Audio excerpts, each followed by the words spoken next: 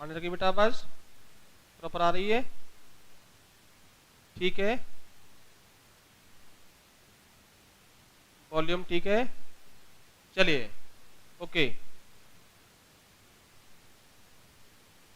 तो हाँ बच्चों, चलो सब लोग आ जाइए, क्लास आरंभ करते हैं।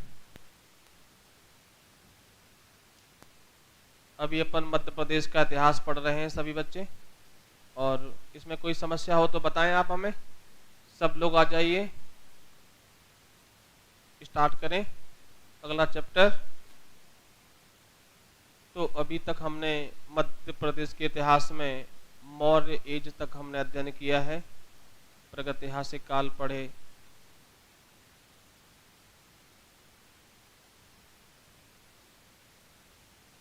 चलिए सब लोग आ गए बेटा, चलिए आरंभ करते हैं।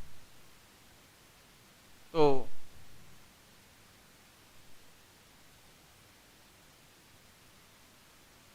कल हम मौर्य वंश के बारे में अध्ययन किए थे। कंटेंट आपको समझ में आ रहे होंगे ऐसा हम मान लेते हैं, आप लोग भी बताएं।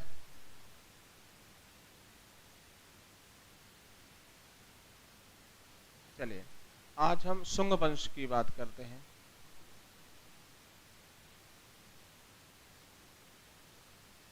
कल हम बात कर रहे थे मौर्य वंश की स्थापना जो है चंद्रगुप्त मौर्य ने की, और चंद्रगुप्त मौर्य के बाद उसका बेटा बिंदुसार और फिर अशोक महान शासक बने, और उनके समय में मध्य प्रदेश में क्या क्या घटनाएं हुई इनके बारे में अध्ययन किए।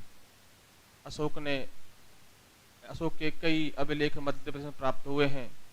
तूमैन अभिलेख पढ़े थे, सांची का अभिलेख पढ़े थे, संघभेद अभिलेख पढ़े थे। आज हम शुंग वंश की बात करते हैं।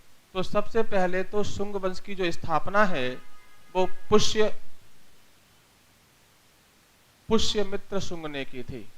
पुष्यमित्र शुंग ने शुंग वंश की स्थापना की थी। इसने क्या किया, मौर्य वंश के जो अंतिम शासक था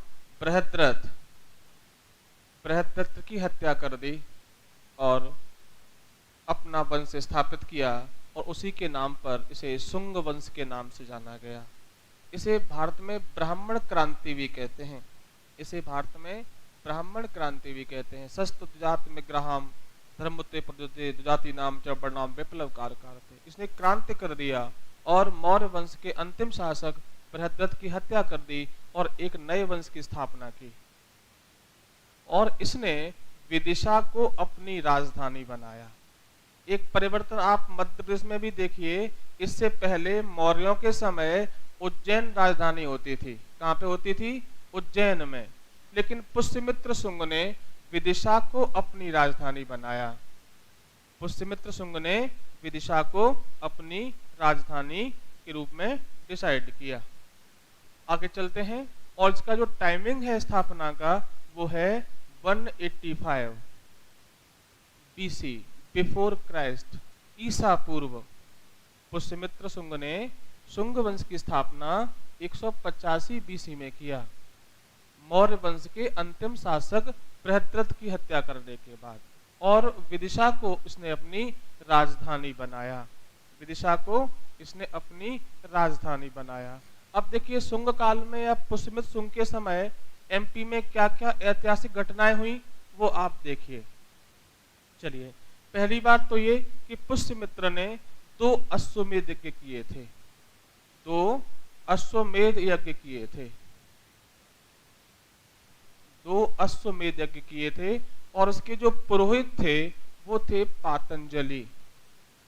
पातंजलि। इनके पुरोहित का नाम है पुष्यमित्र शुंग। और पातंजलि ने किताब भी लिखी है, इसका नाम है महाभाष्य। क्या नाम है बेटा? महाभाष्य। कई बार पूछा गया है कि महाभाष्य पुस्तक का राइटर कौन है? पातंजलि। और महाभाष्य पुस्तक पर एक टीका लिखा गया था पाणिनि के द्वारा, इसका नाम था अष्टाध्यायी। पाणिनि का जो बुक है वो है अष्टाध्यायी।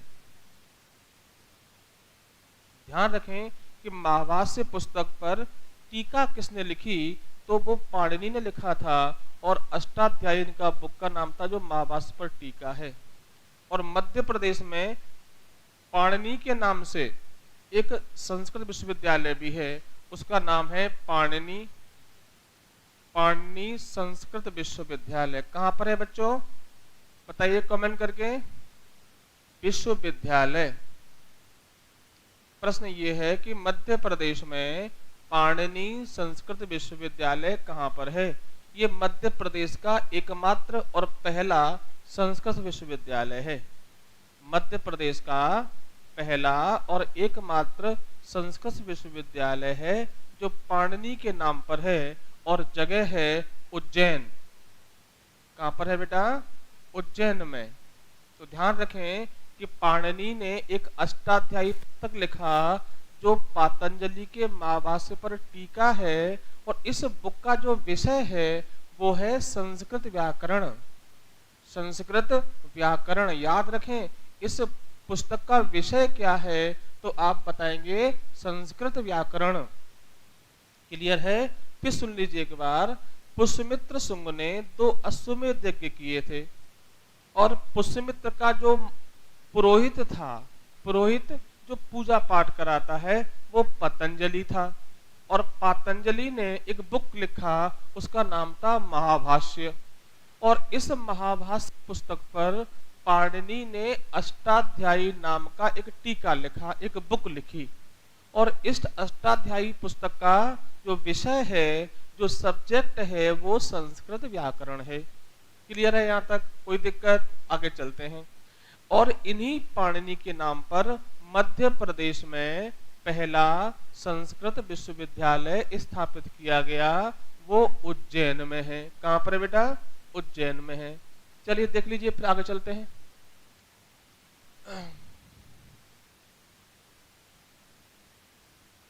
उज्जैन में है, सही है। आगे चलते हैं, है ना। और शुंगों ने भी मध्य प्रदेश के अधिकांश भाग पर अधिकार कर लिया। चलिए यहां तक कोई दिक्कत? आगे बढ़ते हैं। पुष्यमित्र का जो बेटा था उसका नाम था अग्निमित्र। अग्निमित्र। पुष्यमित्र का जो बेटा है उसका नाम है अग्निमित्र। यह विदिशा का राज्यपाल था। कहां का बेटा? विदिशा का राज्यपाल था। जो पुष्यमित्र अग्निमित्र है वो पुष्यमित्र का बेटा है और विदिशा का राज्यपाल है। आगे चलते हैं। इसी अग्निमित्र पर एक राइटर हुए, आप नाम सुने होंगे कालिदास का। कालिदास ने अग्निमित्र के ऊपर नाटक लिखा था, उसका नाम था मालविका। अग्निमित्र, मालविका, अग्निमित्र। कालिदास का जो एक बुक है इसका नाम है मालविका अग्निमित्र। और ये अग्निमित्र इसी शुंग वंश का युवराज था जो विदिशा का राज्यपाल था। एक प्रश्न है कि मालविका अग्निमित्र का राइटर कौन है, तो महाकवि कालिदास। महाकवि कालिदास इस बुक के राइटर हैं। कालिदास को भारत का शेक्सपियर भी कहा जाता है। और एक प्रश्न ऐसे भी पढ़ सकते हैं कि कालिदास का पहला नाटक कौन था, तो वो मालविका अग्निमित्र है। कालिदास का पहला नाटक जो है उसका नाम क्या है बेटा? मालविका अग्निमित्र है। आगे चलें बेटा, यहां तक कोई दिक्कत? चलिए आगे बढ़ते हैं। जो पुष्यमित्र है, पुष्यमित्र, इसने भारहूत स्तूप, भारहूत स्तूप पढ़े हैं हम। बताइए किस जिले में है भारहूत स्तूप? हाँ, कमेंट करके बताइए। पुनर्निर्माण कराया था, पुनर्निर्माण कराया था। एक प्रश्न है कि भारहूत के स्तूप का पुनर्निर्माण कौन ने कराया था, तो आंसर आएगा पुष्यमित्र शुंग। और इसका निर्माण जो है मौर्य काल में हुआ था। कब हुआ था? मौर्य काल में। इसका जो निर्माण है वो मौर्य काल में हुआ था। और अशोक महान, अशोक महान ने इसका निर्माण करवाया था। भारहूत स्तूप। तो बताइए बेटा किस जिले में है भारहूत स्तूप? कमेंट करके बताइए। वेरी गुड, सतना जिले में है। ऋषि त्यागी बोल रहे सतना जिले में है, सही है, सतना जिले में है। आगे चलें, चलिए इसके बाद आगे बात करते हैं। एक सांची का भी था। सांची के स्तूप का, सांची के स्तूप का जो रेलिंग है, रेलिंग या बोलते हैं वेदिका या बोलते हैं चार दीवारी, हाँ चार दीवारी का जो निर्माण है वो भी पुष्यमित्र ने करवाया था। बेटा प्रश्न क्लियर होते जा रहे हैं। पुष्यमित्र शुंग ने करवाया था। क्लियर है बेटा? तो भारहूत के स्तूप का तो पुनर्निर्माण कराया और सांची के स्तूप का रेलिंग बनवाया, या इसको हम वेदिका कहते हैं, या चार दीवारी का निर्माण भी पुष्यमित्र शुंग ने करवाया था। चलिए बताइए सांची के स्तूप की खोज किसने की थी? कमेंट करके बताइए कि सांची के स्तूप की खोज किसने की थी। हाँ, सांची के स्तूप की खोज किसने की थी? तो आंसर आएगा बेटा जनरल टेलर। जनरल टेलर इसका आंसर आएगा। बेटा आगे चलें, यहां तक कोई दिक्कत? चलो यहां साफ कर देते हैं इसको। चलिए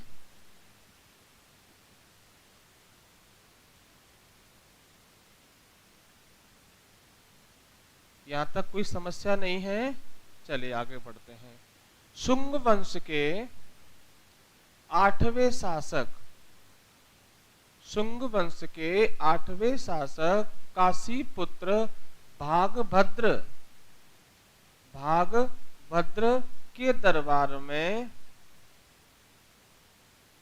एक यूनानी राजदूत, बेटा क्या नाम था? यूनानी राजदूत हेलियोडोरस, हेलियोडोरस विदिशा आया था। बेटा कहाँ आया था? विदिशा, या इसको बोलते थे भेलसा। तो ध्यान रखें, शुंग वंश के 8वें शासक क्या नाम था? काशी पुत्र भागभद्र। इनके दरबार में यूनानी राजदूत क्या नाम था बेटा? हेलियोडोरस। काशी पुत्र भागभद्र के दरबार में है ना, कौन आया था? हेलियोडोरस। हाँ हेलियोडोरस। इसे यूनानी राजा एंटियोकस ने भेजा था। एंटियोकस ने भेजा था। ये इनके शासन के 14वें वर्ष आया था। ध्यान रखें, ये इनके शासन के 14वें वर्ष भारत आया था या विदिशा आया था। प्रश्न क्लियर है बेटा? शुंग वंश के 8वें शासक काशी पुत्र भागभद्र के दरबार में यूनानी राजदूत हेलियोडोरस आया था। इसको किसने भेजा था बेटा? यूनानी शासक एंटियोकस ने भेजा था। यहाँ तक कोई दिक्कत? और ये इनके शासन के 14वें वर्ष आया था। काशी पुत्र भागभद्र के शासन के 14वें वर्ष आया था। क्या नाम था बेटा? हेलियोडोरस। हेलियोडोरस किसने भेजा था बेटा? एंटियोकस ने। आगे चलते हैं। ये क्वेश्चन कई बार मध्य प्रदेश की परीक्षाओं में पूछा गया। अब देखिए इसने क्या किया, इसने जो है वेशनगर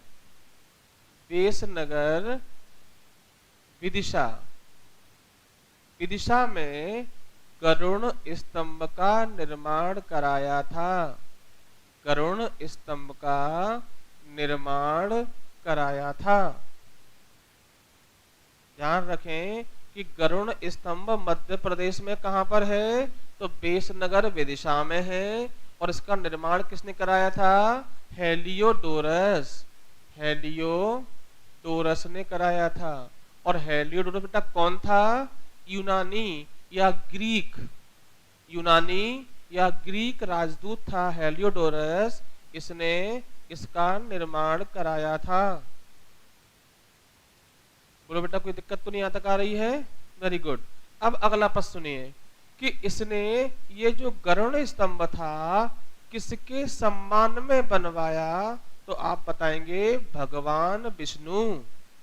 भगवान विष्णु के सम्मान में गरुड़ स्तंभ इसने भगवान विष्णु के सम्मान में बनाया था। आप सबको पता है भगवान विष्णु का जो व्हीकल है, व्हीकल ऑफ विष्णु गरुड़ है। व्हीकल ऑफ विष्णु कौन है बेटा? गरुड़ है। इसलिए इसकी जो आस्था थी भगवान विष्णु में थी। हेलियोडोरस, आप देखिए कि प्राचीन काल में भारत का कल्चर इतना बेहतर था कि विदेशी लोग भी भारतीय कल्चर को अडॉप्ट कर लेते थे। इतना बढ़िया डाइजेस्ट सिस्टम था भारतीय कल्चर का कि सभी विदेशियों को, चाहे वो शक रहे हों, हूण रहे हों, कुषाण रहे हों, यवन रहे हों, उन्होंने भारतीकरण हुआ। एक प्रश्न याद रखें कि इस पीरियड में बहुत सारे विदेशी लोगों ने भारतीय धर्म को ग्रहण किया था। उन्हीं में से एक था हेलियोडोरस, जो एक ग्रीक राजदूत था। बेटा कौन था? ग्रीक राजदूत। आगे चलते हैं। इसे वर्तमान में खाम्ब बाबा, इस जो स्तंभ है गरुड़ स्तंभ, इसको खम्ब बाबा के नाम से भी जानते हैं। खम्ब मतलब स्तंभ, हमारे देहात में बोलते हैं खम्ब, तो क्या बोलते हैं? खम्ब बाबा या खाम्ब बाबा भी कहा जाता है। तो याद रखें खम्ब बाबा को ही गरुड़ स्तंभ के नाम से जानते हैं।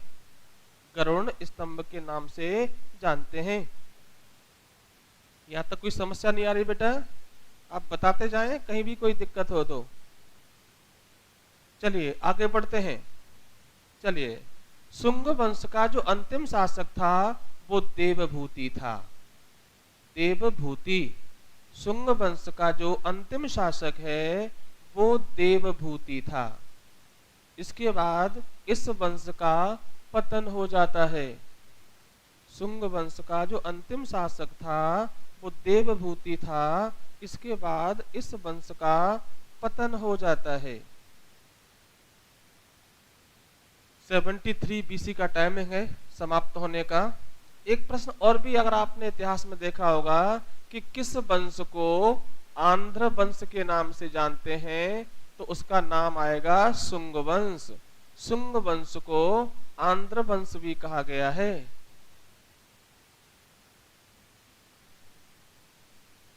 इतिहास की बात करें तो शुंग वंश के बाद कण्व वंश का नाम आता है।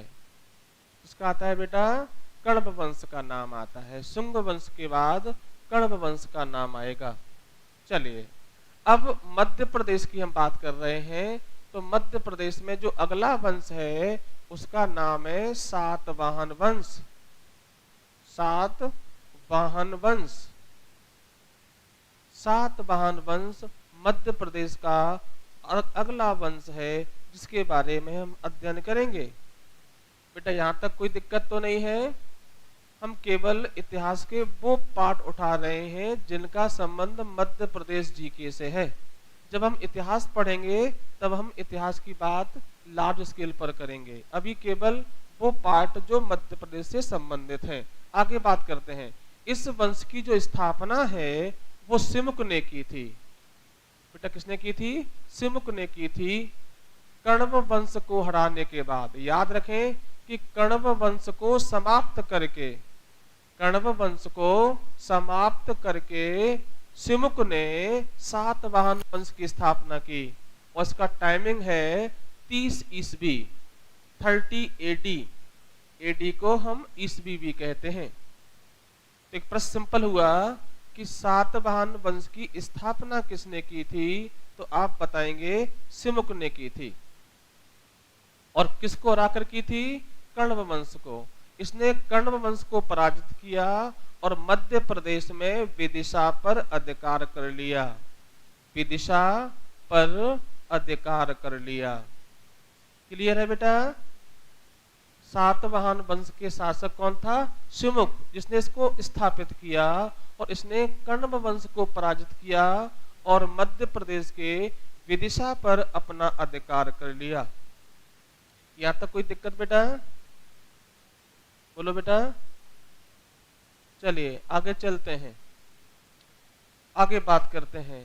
अब अगला प्रश्न आता है कि सातवाहन वंश का सबसे शक्तिशाली शासक कौन था? सातवाहन वंश का सबसे शक्तिशाली जो शासक है,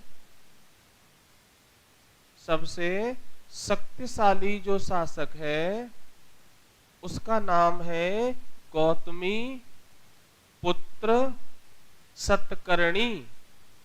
ध्यान रखें, गौतमी पुत्र सतकर्णी सातवाहन वंश का सबसे शक्तिशाली शासक था। गौतमी पुत्र सतकर्णी इस वंश का सबसे शक्तिशाली शासक था। इसने क्या किया? मालवा और निमाड़, मालवा और निमाड़ पर अपना अधिकार कर लिया। बेटा क्लियर है? सातवाहन वंश का सबसे शक्तिशाली जो शासक रहा वो गौतमी पुत्र सतकर्णी था। इसने मालवा और निमाड़ पर अधिकार कर लिया। एक प्रश्न आता है कि गौतमी पुत्र सतकर्णी के जो सिक्के हैं मध्य प्रदेश में कहाँ प्राप्त हुए? तो आप बताएंगे उज्जैन में। एक सिंपल प्रश्न है कि गौतमी पुत्र सतकर्णी के सिक्के एमपी में कहाँ प्राप्त हुए हैं? तो उज्जैन में प्राप्त हुए हैं। बेटा कहाँ हुए हैं? उज्जैन में प्राप्त हुए हैं।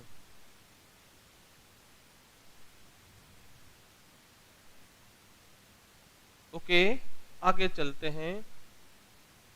एक प्रश्न आता है कि सातवाहन वंश के, सातवाहन वंश के सबसे ज्यादा या सर्वाधिक सिक्के कहाँ मिले हैं? मध्य प्रदेश में कहाँ मिले हैं? तो आप बताएंगे त्रिपुरी, जबलपुर। ये प्रश्न बेटा आप ध्यान रखें कि मध्य प्रदेश में सातवाहन वंश के सबसे ज्यादा सिक्के कहाँ मिले हैं? तो वो त्रिपुरी और जबलपुर है। एक प्रश्न है कि मध्य प्रदेश में सातवाहन शासकों के सबसे ज्यादा सिक्के कहाँ मिले हैं? तो वो क्या बताएंगे बेटा? त्रिपुरी या जबलपुर में प्राप्त हुए हैं। बेटा यहां तक कोई दिक्कत? Very good. बस आप सुनते जाइए, कोई प्रॉब्लम नहीं आएगी, ये मैं आपसे कमिटमेंट करता हूँ। बस आप मन लगा के सुनिए। हालांकि मन नहीं लगता है पढ़ाई में बच्चों का, खासकर इस एज में, बट फिर भी आप प्रयास करिए। ओके, चलिए आगे बात करते हैं। तो देखिए, हाँ, अगर प्रश्न आता है कि गौतमी पुत्र सतकर्णी के सिक्के एमपी में कहाँ मिले हैं? तो उज्जैन में मिले हैं। और अगर प्रश्न आता है कि सातवाहन वंश के सिक्के सबसे ज्यादा कहाँ मिले हैं? तो आएगा जबलपुर।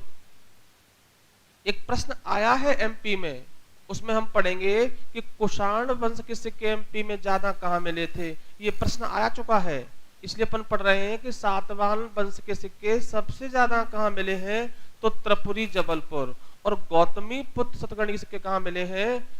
उज्जैन में। और इसने देखिए मालवा में आता है उज्जैन, और मालवा पर इसने अधिकार किया था, तो इसीलिए उज्जैन में प्राप्त हुए हैं। चलिए, निमाड़ को हम बोलते हैं खंडवा खरगोन। निमाड़ को हम वर्तमान में बोलते हैं खंडवा और खरगोन। ये दो पार्ट में है। इसको बोलते हैं पूर्वी निमाड़। क्या बोलते हैं? पूर्वी निमाड़। और इसको बोलते हैं पश्चिमी निमाड़। पश्चिमी निमाड़ कहा जाता है इसको। और कम्बाइंड को बोलते हैं निमाण। और निमाण को हम पहले बोलते थे अनूप क्षेत्र। क्या बोलते थे? अनूप क्षेत्र। याद रखें ये प्रश्न हम पहले पढ़ भी चुके हैं कि निमाण को पहले क्या कहते थे? अनूप क्षेत्र कहते थे। और निमाण को देखिए ऐसा देख लीजिए, ये बना लिया अपन ने, इधर देखो बेटा निमाण, इसको अपन दो भागों में बांटते हैं। तो इसका भाग ये क्या कहलाएगा? पूर्व कहलाएगा। ये क्या कहलाएगा? पश्चिम कहलाएगा।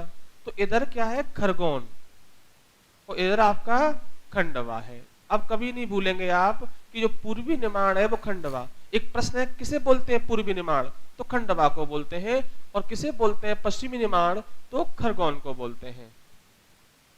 चलिए आगे बढ़ते हैं। अब अगला प्रश्न, सातवाहन वंश का अंतिम शासक कौन था? तो हम बात करेंगे यज्ञ श्री सतकर्णी। यज्ञ श्री सतकर्णी ये इस वंश का अंतिम शासक था। सातवाहन वंश का अंतिम शासक कौन था? यज्ञ श्री सतकर्णी था। यज्ञ श्री सतकर्णी था। यज्ञ श्री सतकर्णी क्या बोलते हैं बेटा इसको? फिर देख लीजिए, सातवाहन की स्थापना कौन ने की? सिमुक ने की थी। किसको हरा के की थी? कर्ण वंश को हरा के की थी। और इसने विदिशा पर अधिकार कर लिया। उसके बाद इस वंश का जो सबसे शक्तिशाली शासक है वो गौतमी सतकर्णी है। इसने मालवा और निमाण को जीता। और इससे प्रूफ होता है कि इसके सिक्के उज्जैन में प्राप्त हुए हैं। इस वंश का जो लास्ट किंग था, अंतिम शासक था, वो यज्ञ श्री सतकर्णी था। अब देखिए, सातवाहन वंश से बहुत सारे प्रश्न आपके एग्जाम में पूछे गए हैं। वो क्या क्या है बड़ा ध्यान से देखिए। एक देखिए, गौतमी पुत्र सतकर्णी, यानी कि इसकी जो मां है गौतमी, इसका नाम पहले लिखा है। ऐसे ही देखिए, यज्ञ श्री सतकर्णी, यानी कि सतकर्णी किसका बेटा है? यज्ञ श्री का। और ये किसका बेटा है? गौतमी का। ऐसे ही आप और नाम देखें इसमें, वशिष्ठी पुत्र पुलमावी।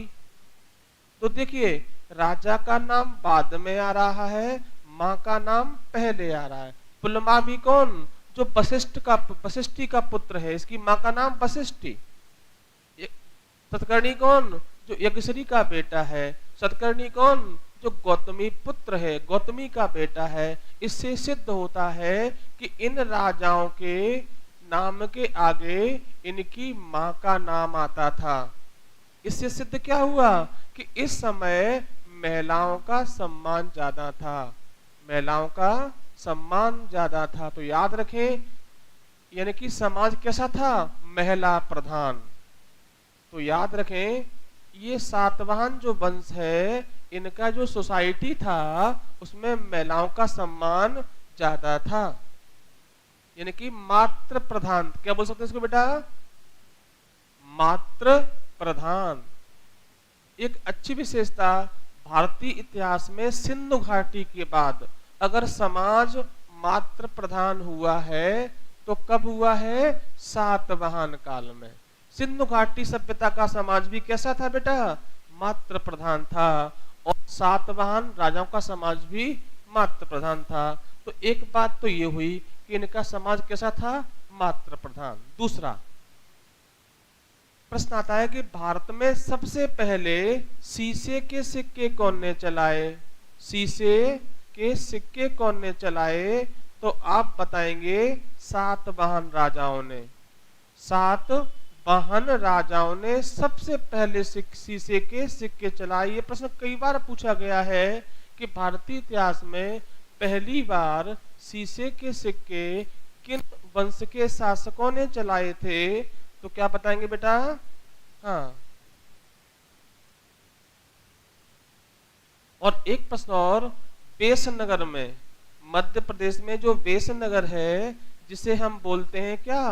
विदिशा, और त्रिपुरी, जो भी मैंने लिखा था त्रिपुरी, यहाँ पर भी शीशे के सिक्के प्राप्त हुए हैं। यहाँ पर वेशनगर, विदिशा और त्रिपुरी में शीशे के सिक्के प्राप्त हुए थे।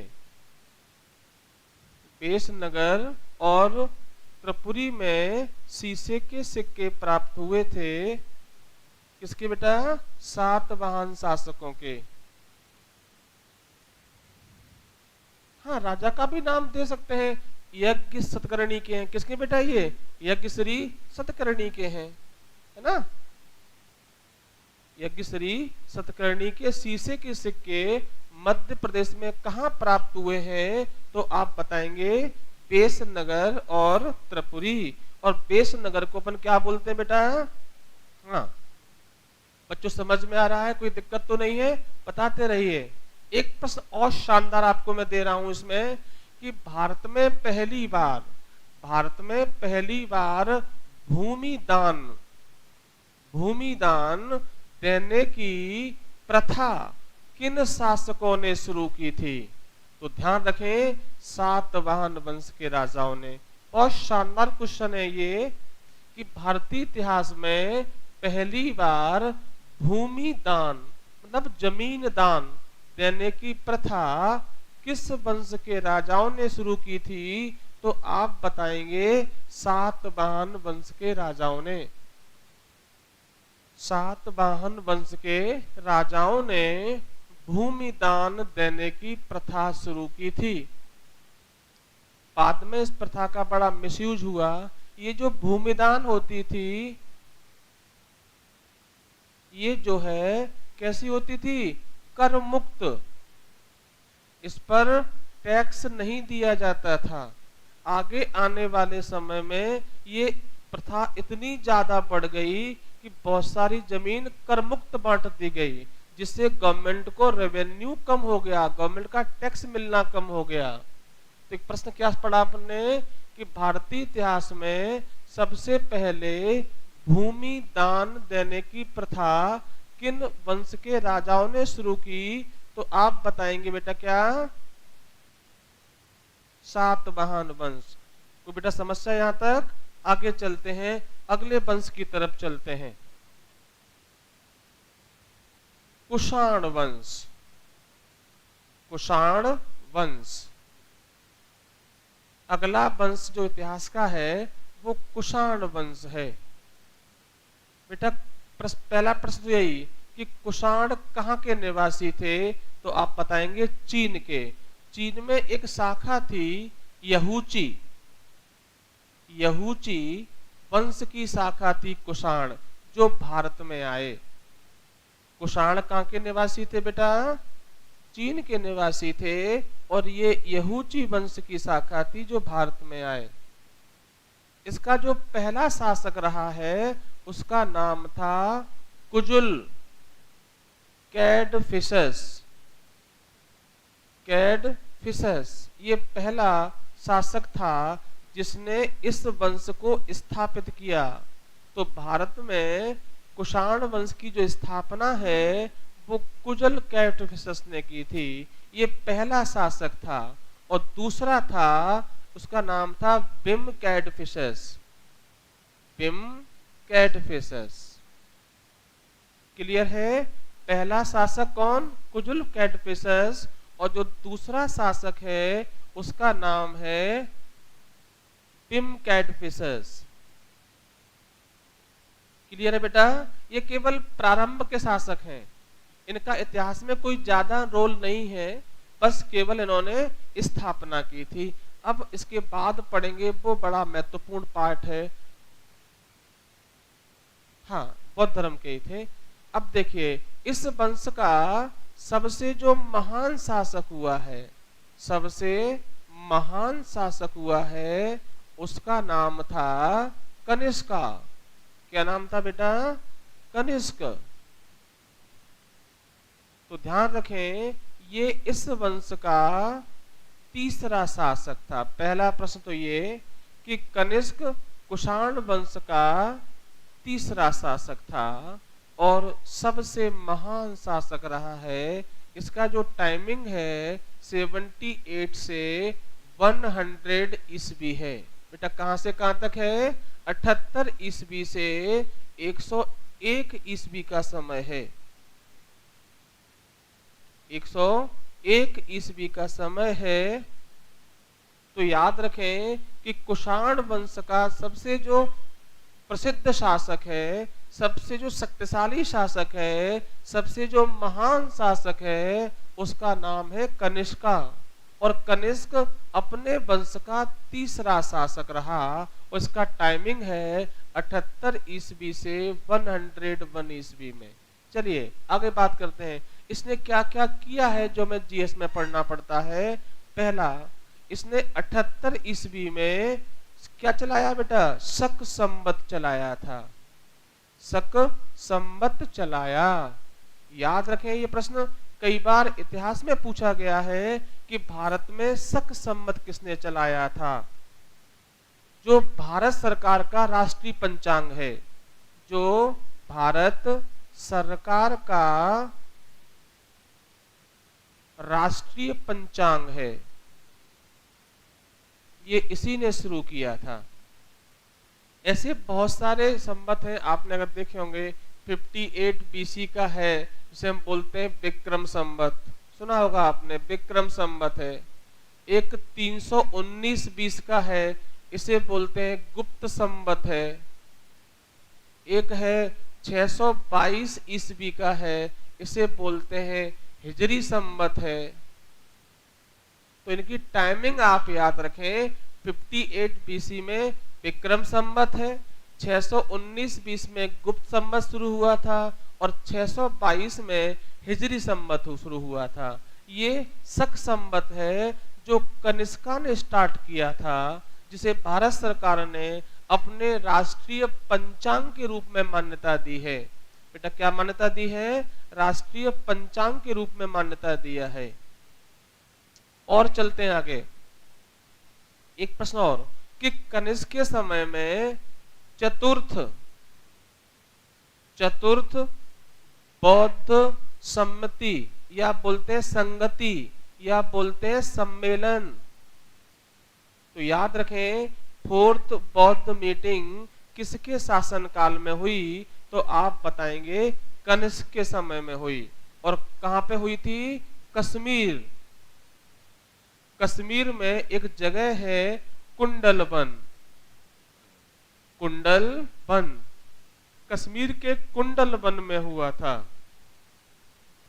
एक प्रश्न है कि चौथी बौद्ध संगीति कहाँ हुई थी? कनिष्क के समय में हुई थी, कश्मीर के कुंडलवन में। बेटा कहाँ हुई थी? कश्मीर के कुंडलवन में हुई थी। आगे बात करते हैं, इस बौद्ध संगीति का अध्यक्ष कौन था? अध्यक्ष कौन था बेटा? वसुमित्र था। वसुमित्र। याद रखें, इस चौथी बौद्ध मीटिंग का जो अध्यक्ष है वो वसुमित्र था। और इस मीटिंग में पहली बार उपाध्यक्ष का पद भी बनाया गया था, वो था अश्वघोष। अश्वघोष इस संगीत का उपाध्यक्ष था। याद रखें, बहुत अच्छा प्रश्न मैं बता रहा हूं कि पाटलिपुत्र से अश्वघोष को कनिष्क जीत के लाया था। एक प्रश्न आता है कि कनिष्का ने किस विद्वान को पाटलिपुत्र से जीता? तो उसे अश्वघोष कहते हैं। और अश्वघोष ने एक किताब लिखी थी, नाम था बुद्ध चरित्र। बुद्ध चरित्र, इसकी भाषा संस्कृत है। संस्कृत भाषा में क्या लिखा? बुद्ध चरित्र लिखा। एक प्रश्न सुनिए ध्यान से कि अश्वघोष की पुस्तक का नाम क्या है? तो आप बताएंगे अश्वघोष। और ये संस्कृत भाषा का बुक लिखा, नाम था बुद्ध चरित्र। इस प्रश्न को ऐसे भी पूछ सकते हैं कि भगवान बुद्ध की पहली बायोग्राफी कौन सी है? तो ये है बुद्ध चरित्र। भगवान बुद्ध की आत्मकथा, इसका नाम क्या है? बुद्ध चरित्र। भगवान बुद्ध की जो आत्मकथा है बेटा आप लोग को, सब लोगों को समझ में आ रहा होगा, ऐसा हम उम्मीद करते हैं। ये क्लास मध्य प्रदेश लोक सेवा आयोग और मध्य प्रदेश में आयोजित होने वाले विभिन्न प्रतियोगी परीक्षाओं के लिए बड़ी उपयोगी है। आपको इसमें एक से एक कंटेंट मिल रहा है जो आप देख भी रहे होंगे, जो शायद आपने पहले एमपी हिस्ट्री में तो नहीं पढ़े होंगे, है ना। और ये क्लास बिल्कुल कंप्लीट निःशुल्क है, तो आप अपने जो और भाई बंधु हैं जो ग्रामीण परिवेश में रहते हैं और उन्हें क्लास लेने का सौभाग्य नहीं मिलता है, तो उनको भी शेयर करें, उनको बताएं कि अधिकतम संख्या में लोग लें, और आप लोग भी इसे शेयर करते रहिए। क्लास बिल्कुल निःशुल्क है। आगे चलते हैं बेटा, यहाँ तक कोई दिक्कत? तो भगवान बुद्ध की जो आत्मकथा है, नाम क्या है उसका? बुद्ध चरित्र है, और राइटर कौन था? अश्वघोष है। आगे चलते हैं। इस संगीत का बड़ा महत्वपूर्ण निर्णय हुआ।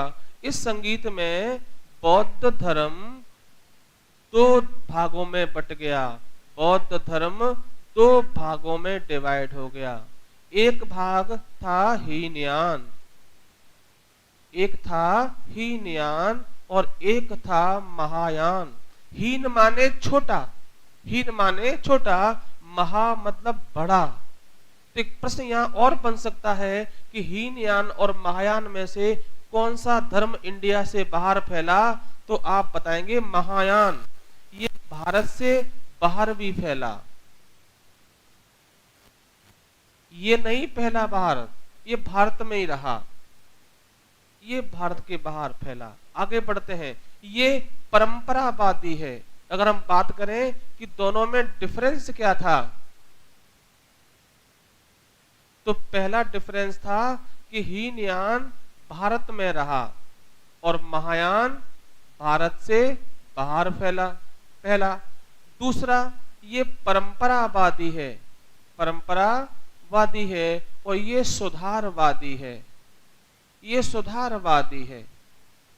इसने संस्कृत भाषा को अपना लिया और ये परंपरागत भाषाएं अपनाते रहे। इन्होंने चेंज कर लिया, संस्कृत को अपना लिया। तो याद रखें, हीनयान और महायान। और कनिष्क हीनयान और महायान में से किस धर्म का अनुयायी था? तो आप बताएंगे महायान। महायान धर्म का अनुयायी था। कौन? कनिष्क। कनिष्क महायान धर्म का अनुयायी था। तो कश्मीर के कुंडल वन में ये 2 पार्ट में डिवाइड हो गया। बेटा क्या हुआ था? 2 पार्ट में डिवाइड हो गया। कौन सा? हीनयान और महायान। महायानियों ने संस्कृत भाषा को अपना लिया, सुधार किए और भारत से बाहर फैला, और इसी को कनिष्क ने फॉलो किया, महायान धर्म को। एक प्रश्न और सुनेंगे आगे कि कुषाण वंश के सबसे ज्यादा सिक्के कहाँ मिले हैं? मध्य प्रदेश में। मध्य प्रदेश में कुषाण वंश के सिक्के, कुषाण वंश के सिक्के सबसे ज्यादा कहाँ मिले हैं? अभी हम पढ़े थे थोड़ी देर पहले, आपको बताए थे। बताइए कहाँ मिले हैं? मध्य प्रदेश में कुषाण वंश के सबसे ज्यादा सिक्के कहाँ मिले हैं? जल्दी से आंसर दीजिए। मध्य प्रदेश में कुषाण वंश के सबसे ज्यादा सिक्के कहाँ मिले बेटा? आंसर नहीं दिया, चलिए कोई बात नहीं। शहडोल में। मध्य प्रदेश में सबसे ज्यादा सिक्के कुषाण वंश के शहडोल में प्राप्त हुए थे। मध्य प्रदेश में सबसे ज्यादा जो सिक्के हैं वो कहाँ मिले बेटा? हाँ, और सातवाहन वंश के कहाँ मिले थे? त्रिपुरी जबलपुर। याद रखें, मध्य प्रदेश में त्रिपुरी जबलपुर में सबसे ज्यादा सातवाहनों के सिक्के मिले, और इनके कहाँ मिले? शहडोल में। शहडोल और इनका। चलिए आगे बढ़ते हैं। इस वंश का जो अंतिम शासक है उसका नाम है वासुदेव। एक प्रश्न कि कुषाण वंश का अंतिम शासक कौन था? तो उसका नाम है वासुदेव। वासुदेव कुषाण वंश का अंतिम शासक था। इसके ताबे के सिक्के, इस शासक के तांबे के सिक्के जबलपुर में प्राप्त हुए हैं। कहां पर? मध्य प्रदेश के जबलपुर में प्राप्त हुए हैं। तो कुषाण वंश का अंतिम शासक कौन है? वासुदेव है, जिसके सिक्के कहां प्राप्त हुए बेटा? बहुत बढ़िया, आगे चलते हैं। ये था मध्य प्रदेश में कुषाण वंश के बारे में अभी आप सुन रहे थे, और ऐसा लग रहा है कि आपको समझ में आ रहा है। जहां भी कोई तकलीफ हो तो आप बताएं।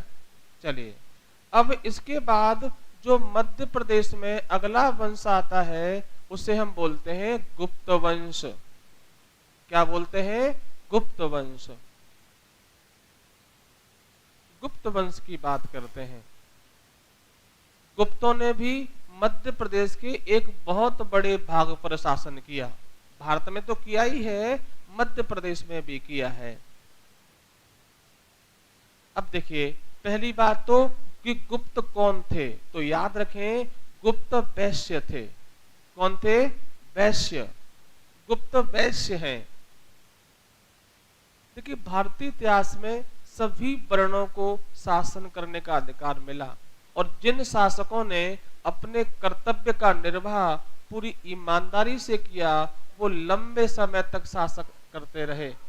और लेकिन जिन लोगों ने अपने कर्तव्यों का निष्ठा पूर्वक का नहीं कर पाए तो वो खुद भी खत्म हुए और अपने समूल वंश का भी नाश कर दिया।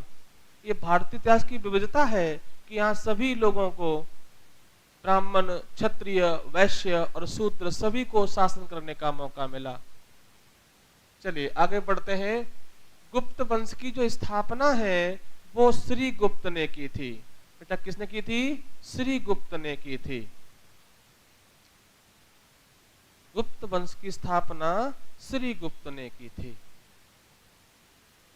गुप्त वंश की जो स्थापना है वो श्री गुप्त इसके फाउंडर हैं। कौन है बेटा? श्री गुप्त इसके फाउंडर हैं। और इन्होंने जो है, एक प्रश्न यहां और जोड़ सकते हैं। एक प्रश्न है कि गुप्त प्रारंभ में किसके अधीन थे? प्रारंभ में किसके अधीन थे? तो आप बताएंगे कुषाणों के अधीन थे। कुषाणों के अधीन थे। कौन? गुप्त। जब कुषाण वंश कमजोर हो गया तो उसका फायदा उठाकर श्री गुप्त ने गुप्त वंश की स्थापना कर दी। तो उसका लाभ उठाकर श्री गुप्त ने गुप्त वंश को स्थापित किया मध्य प्रदेश में और भारत में। अब थोड़ा सा देख लीजिए, फिर चलेंगे। श्री गुप्त के बाद आएगा घटोत्कच। ये पहला शासक है, ये दूसरा शासक है। इसके बाद आता है चंद्रगुप्त। क्या नाम है? चंद्रगुप्त प्रथम। इसके बाद चंद्रगुप्त प्रथम का शासन आता है। इसके बाद किसका शासन आता है बेटा? चंद्रगुप्त प्रथम का शासन आता है। यहाँ पे एक प्रश्न बन जाता है कि गुप्त साम्राज्य का पहला स्वतंत्र शासक कौन था? पहला स्वतंत्र शासक कौन था? तो ये चंद्रगुप्त प्रथम ही है। और चंद्रगुप्त के बाद आएगा समुद्रगुप्त। समुद्रगुप्त जिसे 100 युद्धों का विजेता कहा जाता है। 100 युद्धों का विजेता कहा जाता है। इसने 100 युद्ध लड़े और 100 जीते।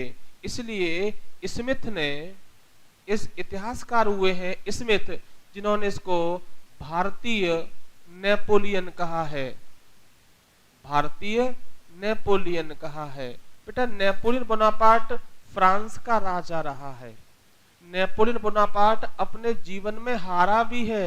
नेपोलियन बोनापार्ट 1815 में वाटरलू का युद्ध हार गया था।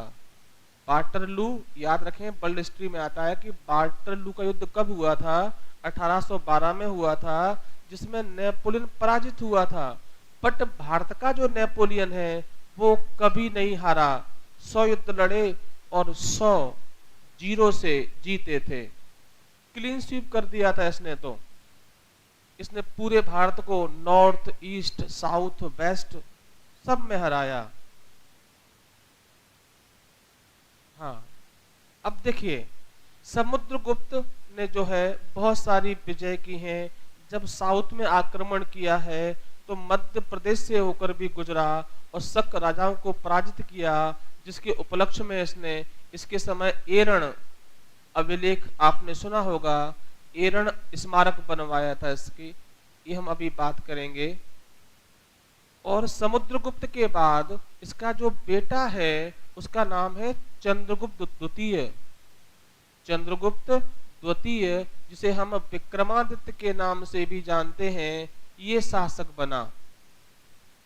चंद्रगुप्त द्वितीय विक्रमादित्य के नाम से जानते हैं, यह शासक बनता है। अभी हम इनके बारे में चर्चा डिटेल में करेंगे।